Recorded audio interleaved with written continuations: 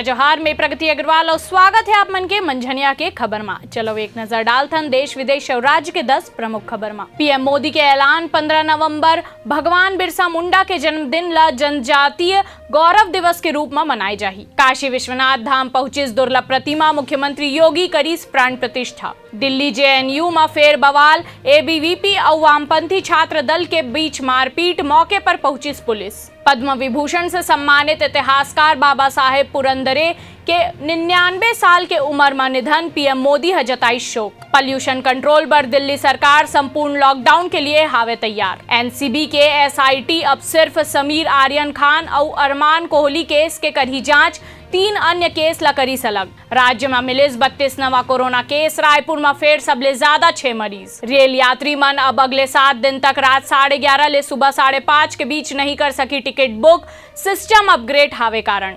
दिल्ली में gas cylinder फटे से लगी आग, 4 लोगन के झुलसे के सूचना, मौके पर पहुंची दमकल के 3 गाड़ी। फ्री फायर गेम खेले के दौरान हुई मोबाइल ब्लास्ट, 9 साल के लड़का गंभीर रूप से घायल। ऐसने ही तमाम जानकारी पर हमारे चैनल ला लाइक और सब्सक्राइब करना ना भूलू और नोटिफिकेशन पर बेल आइकन जरूर दबाऊ। आप मन देखा था न्यूज़ प्लस 21 आप मन के हक के बात।